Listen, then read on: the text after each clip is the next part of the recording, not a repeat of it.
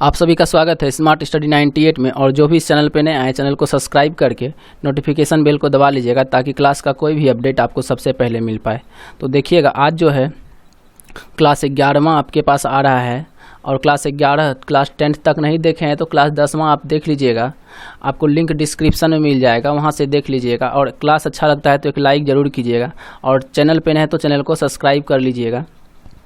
तो फिर देखते हैं, कहते हैं क्या एक चीज़ और फिर बताते हैं कि ये जो है कि एक चीज़ देख लीजिएगा यहाँ पे कि इसका पीडीएफ चाहिए तो पीडीएफ के लिए आपको लिंक डिस्क्रिप्शन में मिल जाएगा। वहाँ से आप टेलीग्राम से ज्वाइन हो जाइएगा। टेलीग्राम से ज्वाइन होइएगा तो वहाँ पे आपको टेलीग्राम में पीडीएफ पर डे शेयर कर दिया जाता है, चाहे वो जीके जीएस का रहे, मैथ का रहे, रीजनिंग का है, टोटल क्लास का पीडीएफ वहाँ पे शेयर कर दिया जाता है। और क्लास अच्छा लग रहा है तो लाइक कीजिएगा, चैनल पे नए हैं तो चैनल को सब्सक्राइब कर लीजिएगा। तो और क्या है कि एक शेयर ज़रूर कीजिएगा, ठीक है। और एक चीज़ बता दें कि टाइमिंग नोट कर लीजिएगा आप लोग। टाइम देखिए क्या कर रहा है। मैथमेटिक्स का टाइम देखिए आपका 9 बजे सुबह में आज मिल चुका होगा आपको क्लास। शाम में अभी 4 बजे जीके और जीएस का क्लास अभी हम आपको करा रहे हैं।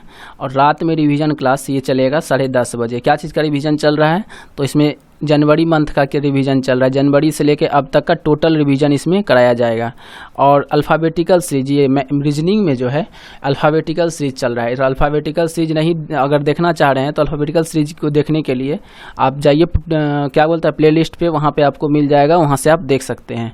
और देखिएगा सुबह में 7 बजे आपको करंट अफेयर्स का क्लास पर डे मिलता है। ये भी आप देखिए, मुश्किल से 10 मिनट का क्लास चलता है। इसको देखिएगा, टोटल क्वेश्चन कवर कर दिया जाता है इसमें, दिन भर का जितना भी करंट अफेयर्स का क्वेश्चन रहता है। तो देखिएगा, पिछले क्लास देखे होंगे, 10वां नंबर क्लास देख लिए होंगे। 11वां नंबर क्लास देखिएगा क्या कह रहा है। पहला क्वेश्चन आपको टाइमर दिया जाएगा, टाइमर के साथ आपको जवाब देना है। तो देखिएगा पहला क्वेश्चन क्या कह रहा है।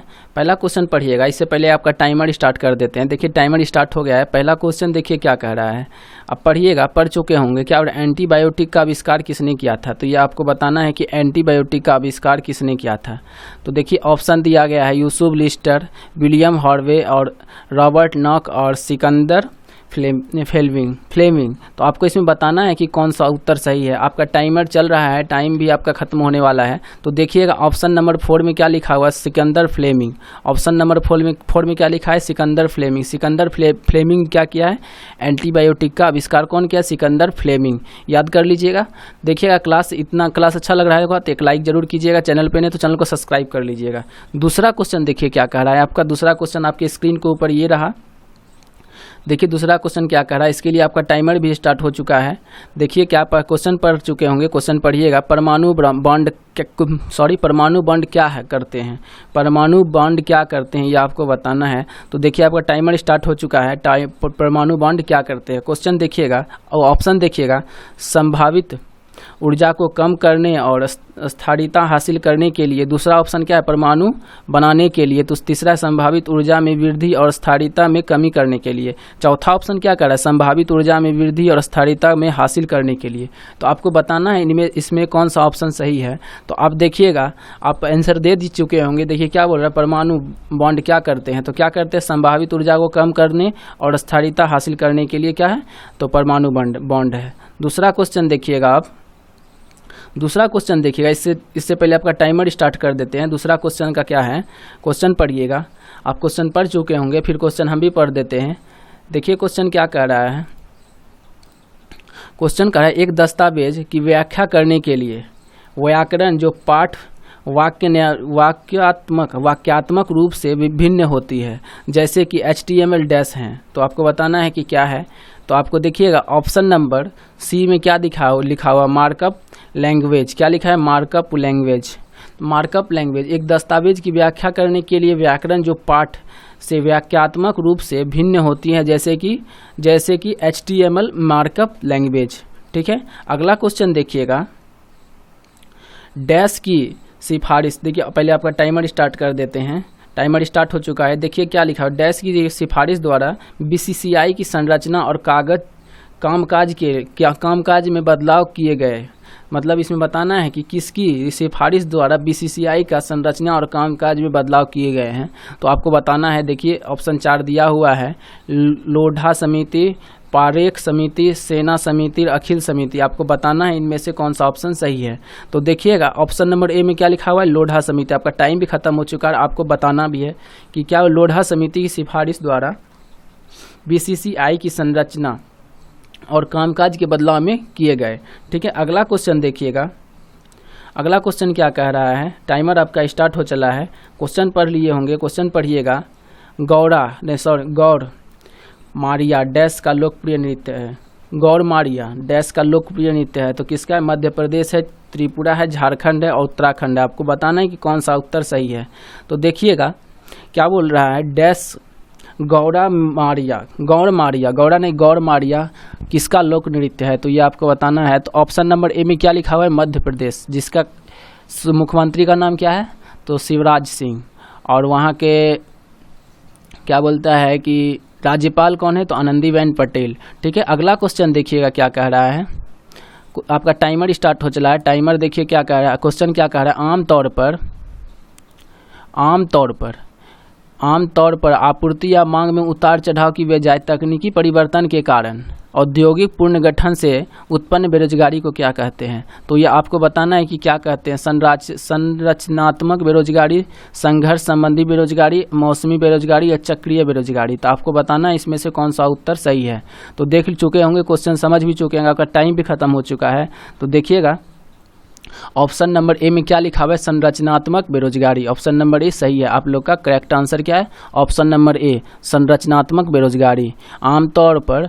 आमतौर पर आपूर्ति या मांग में उतार चढ़ाव की बजाय तकनीकी परिवर्तन के कारण औद्योगिक पुनर्गठन से उत्पन्न बेरोजगारी को संरचनात्मक बेरोजगारी कहा जाता है। ठीक है, अगला क्वेश्चन देखिएगा। निम्नलिखित में से किस प्रकार के पानी को अशुद्धता में बिल्कुल माना जाता है।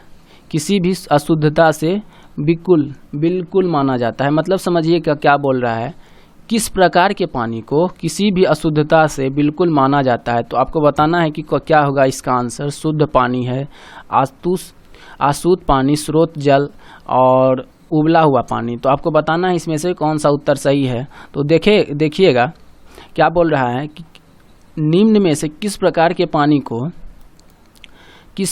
पानी को किसी भी अशुद्धता से बिल्कुल माना नहीं जाता है। तो आपको बताना है, देखिएगा उत्तर क्या है आपका, ऑप्शन नंबर बी अशुद्ध जल। ऑप्शन नंबर बी अशुद्ध जल के पानी को किसी भी अशुद्धता के बिल्कुल माना जाता, अशुद्धता से बिल्कुल माना जाता है। ठीक है, अगला क्वेश्चन देखिएगा। कनाडा की राजधानी क्या है। तो इतना आसान क्वेश्चन है, आपको बताना है कि कनाडा की राजधानी क्या है। आपका टाइमर स्टार्ट हो चुका है। देखिए क्या बोला, कनाडा की राजधानी क्या है, तो क्या है, तो देखिए क्या है,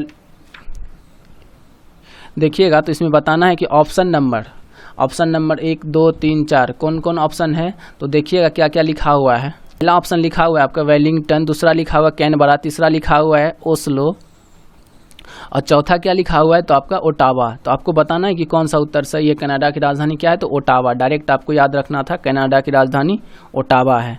अगला क्वेश्चन देखिएगा, इसके लिए टाइम स्टार्ट हो चुका है।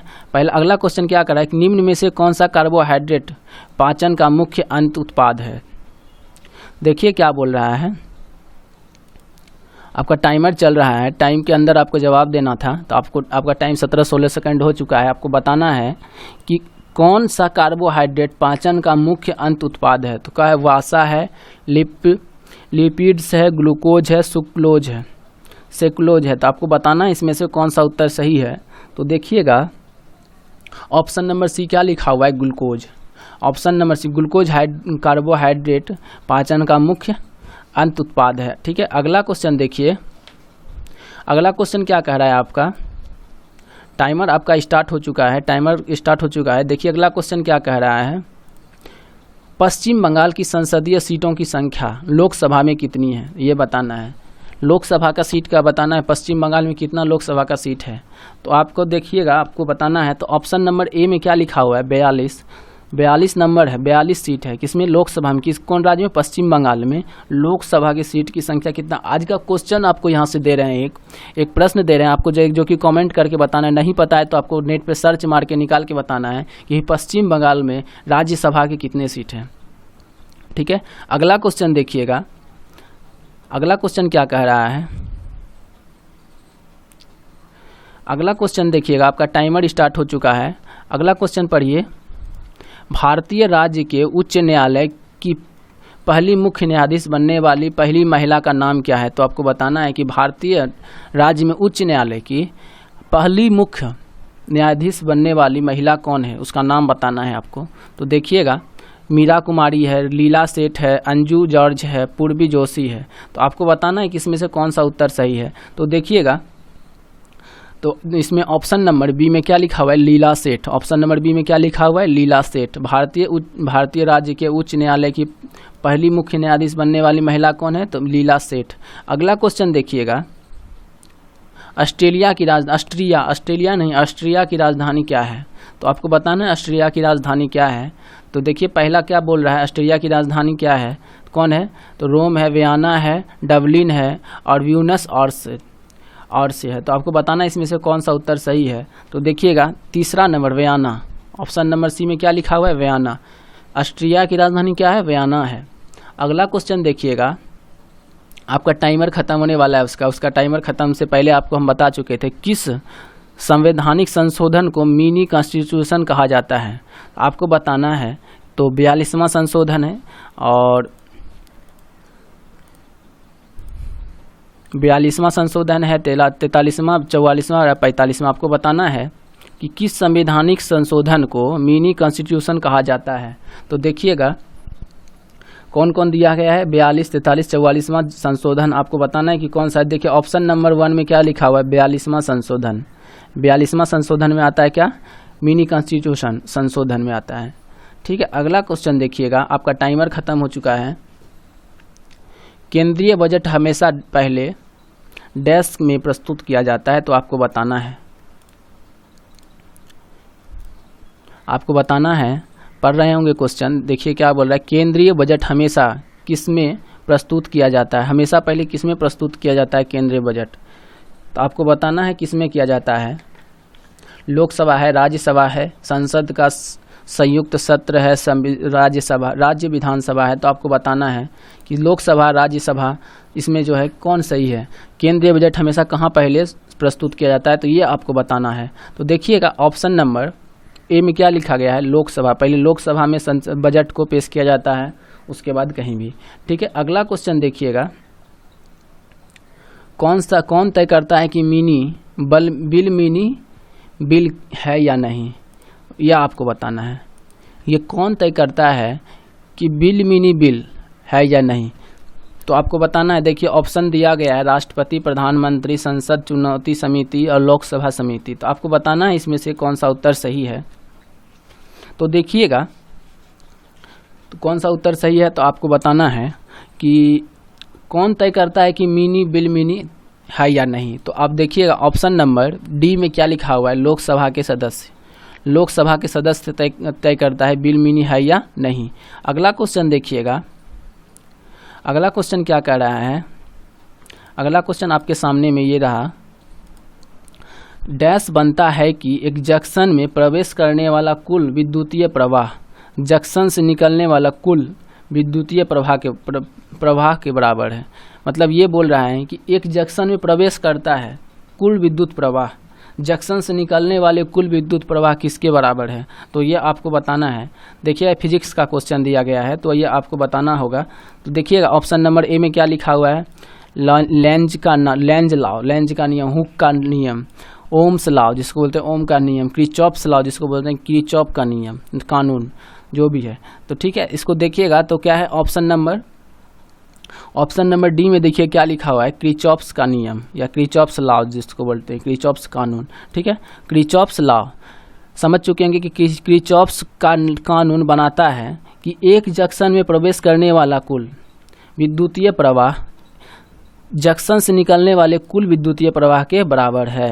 अगला क्वेश्चन देखिएगा, आपका अगला क्वेश्चन के लिए टाइमर स्टार्ट हो चुका है। अगला क्वेश्चन देखिए, महाराष्ट्र की अजंता गुफाएं किस धर्म की चट्टानों से काटकर बनाई गए गुफा स्मारक है। तो ये आपको बताना है।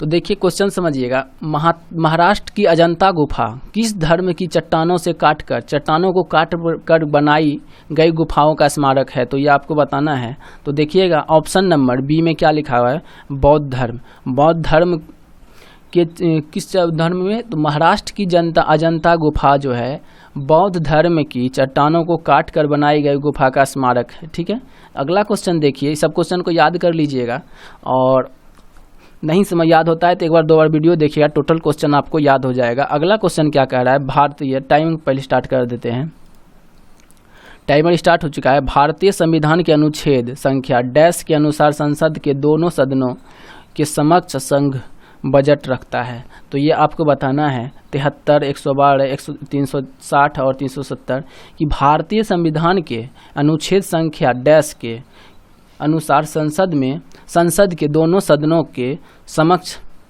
संघ बजट रखता है। तो ये आपको बताना है। तो देखिएगा ऑप्शन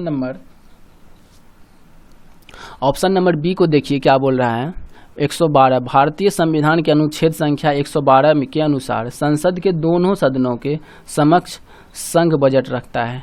ठीक है, अगला क्वेश्चन देखिए, ग्रह के गुरुत्वाकर्षण, टाइम स्टार्ट करते हैं, पहले टाइमर स्टार्ट हो चुका है। अगला क्वेश्चन देखिए, ग्रह पर गुरुत्वाकर्षण के कारण त्वरण डैश के साथ कम हो जाता है। तो ये आपको बताना है किसके कारण कम हो जाता है, ग्रह के त्रिज्या में कमी के कारण, ग्रह के द्रव्यमान में वृद्धि के कारण, शरीर के द्रव्यमान में कमी के कारण, ग्रह की सतह से ऊंचाई में वृद्धि के कारण। तो आपको बताना है। तो देखिएगा आपका टाइमर भी खत्म होने चला है ग्रह के, तो आपको बताना है इसमें ऑप्शन नंबर डी देखिएगा क्या लिखा हुआ है, ग्रह की सतह से ऊंचाई में वृद्धि, ग्रह की सतह से ऊंचाई में वृद्धि के साथ कम हो जाता है। गुरुत्वाकर्षण ग्रह की सतह से ऊंचाई में वृद्धि के साथ साथ कम हो जाता है। क्या? तो ग्रह पर गुरुत्वाकर्षण के कारण त्वरण ग्रह की सतह से ऊंचाई में वृद्धि के साथ साथ कम हो जाता है। अगला क्वेश्चन देखिए, राज्यसभा के चेयरमैन कौन है? तो आपको बताना है, आपका टाइमर स्टार्ट हो चुका है। तो बताइएगा राज्यसभा के चेयरमैन कौन होते हैं? तो देखिएगा ऑप्शन नंबर दिया गया है आपके पास, ए में क्या लिखा गया है, भारत के राष्ट्रपति, दूसरा में भारत के प्रधानमंत्री, भारत के उपराष्ट्रपति और लोकसभा के अध्यक्ष। तो आपको इसमें बताना है कि राज्यसभा के चेयरमैन कौन है। तो देखिएगा राज्यसभा के चेयरमैन कौन होते हैं। तो राज्यसभा के चेयरमैन आपका ऑप्शन नंबर सी में क्या लिखा हुआ है, भारत के उपराष्ट्रपति। ऑप्शन नंबर सी में क्या लिखा गया, भारत के उपराष्ट्रपति जो है राज्यसभा के चेयरमैन होते हैं।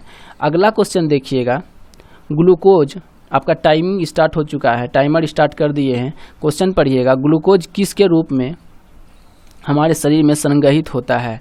तो आपको इंसुलिन लिखा है, ग्लूकोज लिखा है, ग्लैक्टोज लिखा है, ग्लाइकोजन और फैट लिखा है। तो आपको बताना है इसमें से कौन सा उत्तर सही है। ग्लूकोज किस रूप में हमारे शरीर में संग्रहित होता है? तो देखिएगा ऑप्शन नंबर सी में क्या लिखा है, ग्लाइकोजन।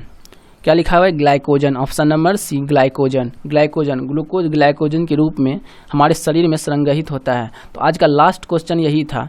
तो अगर क्लास अच्छा लग रहा होगा तो एक लाइक ज़रूर कीजिएगा, क्लास अच्छा लगता होगा तो एक लाइक कीजिएगा। चैनल पे नए हैं तो चैनल को सब्सक्राइब करके नोटिफिकेशन बेल को दबा लीजिएगा और कमेंट कीजिएगा जो आपको होमवर्क में दिए हैं। और इसका चाहिए PDF तो आपको टेलीग्राम से जुड़ जाना है। तो टेलीग्राम का लिंक आपको डिस्क्रिप्शन बॉक्स में दे देंगे, नहीं तो देखिएगा ये जो आपका लोगो आएगा इस पर सर्च मारिएगा। यहाँ देखिए ये जो आपका है स्मार्ट स्टडी 98 लिखा हुआ है, इस पर सर्च मारिएगा ये लिख के। तो ये जो लोगो है आपका इस लोगो के साथ आएगा और वहाँ से आप ज्वाइन हो जाइएगा।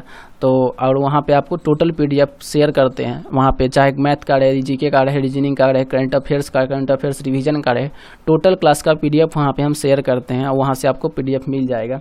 और क्लास अच्छा लगा होगा तो एक ज़रूर लाइक कीजिएगा, चैनल पे नए तो चैनल को सब्सक्राइब करके नोटिफिकेशन बेल को दबा लीजिएगा और एक शेयर ज़रूर कीजिएगा। ठीक है, तो फिर मिलते हैं हम लोग अगले क्लास में, तब तक के लिए अलविदा और फिर मिलते हैं हम लोग अगले क्लास में।